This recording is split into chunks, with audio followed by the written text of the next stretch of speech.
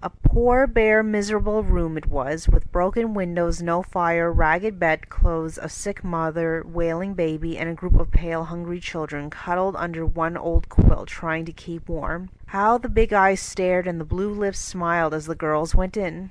"Ach, mein Gott, it is good angels come to us," said the poor woman, crying for joy. "Funny angels in hoods and mittens," said Joe, and set them laughing.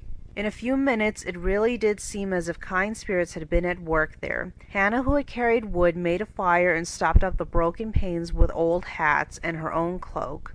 Mrs. March gave the mother tea and gruel and comforted her with promises of help while she dressed the little baby as tenderly as if it had been her own. The girls meantime spread the table, set the children round the fire, and fed them like so many hungry birds, laughing, talking, and trying to understand the funny broken English.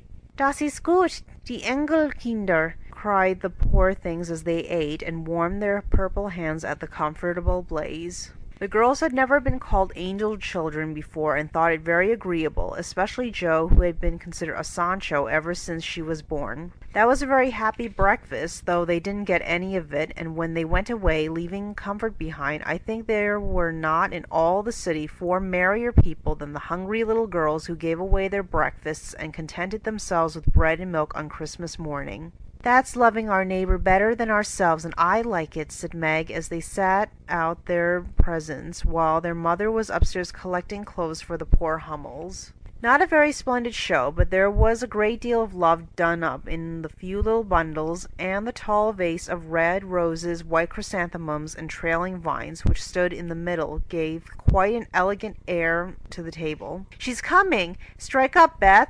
Open the door, Amy! 3 cheers for Marmee!" cried Jo, prancing about, while Meg went to conduct Mother to the seat of honor. Beth played her gayest march. Amy threw open the door, and Meg enacted escort with great dignity. Mrs. March was both surprised and touched, and smiled with her eyes full as she examined her presents and read the little notes which accompanied them. The slippers went on at once. A new handkerchief was slipped into her pocket, well scented with Amy's cologne. The rose was fastened in her bosom, and the nice gloves were pronounced a perfect fit. There was a good deal of laughing and kissing and explaining in the simple, loving fashion which makes these home festivals so pleasant at the time, so sweet to remember long afterward, and then all fell to work. The morning charities and ceremonies took so much time that the rest of the day was devoted to preparations for the evening festivities. Being still too young to go often to the theatre, and not rich enough to afford any great outlay of private performances, the girls put their wits to work, and necessity being the mother of invention made whatever they needed. Very clever were some of their productions: pasteboard guitars, antique lamps made of old-fashioned butter boats covered with silver paper, gorgeous robes of old cotton, glittering with tin spangles from a pickle factory, and armor covered with the same useful diamond-shaped bits left in sheets when the lids of tin preserve pots were cut out. The furniture was used to being turned topsy-turvy, and the big chamber was the scene of many innocent revels. No gentlemen were admitted, so Jo played male parts to her heart's content, and took immense satisfaction in a pair of russet leather boots given her by a friend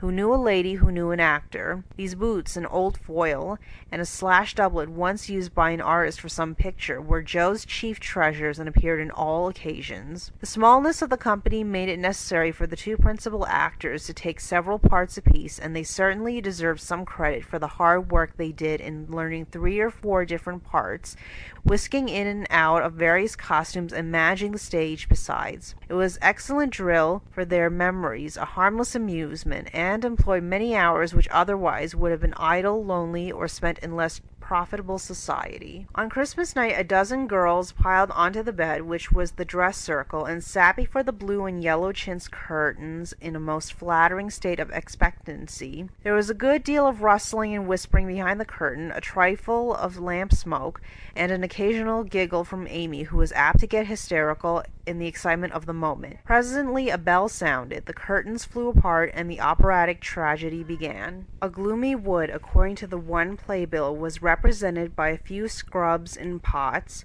green baize on the floor, and a cave in the distance. This cave was made with a clothes horse for a roof, bureaus for walls, and in it a small furnace in full blast, with a black pot on it and an old witch bending over it. The stage was dark, and the glow of the furnace had a fine effect, especially as real steam issued from the kettle when the witch took off the cover. A moment was allowed for the first thrill to subside, then Hugo the villain stalked in with a clanking sword at his side, a slouched hat, black beard, mysterious cloak, and the boots. After pacing to and fro in much agitation, he struck his forehead and burst out in a wild strain, singing of his hatred to Rodrigo, his love for Zara, and his pleasing resolution to kill the one and win the other. The gruff tones in Hugo's voice, with an occasional shout when his feelings overcame him, were very impressive, and the audience applauded the moment he paused for breath. Bowing with the air of one accustomed to public praise, he stole to the cavern and ordered Hagar to come forth with a commanding,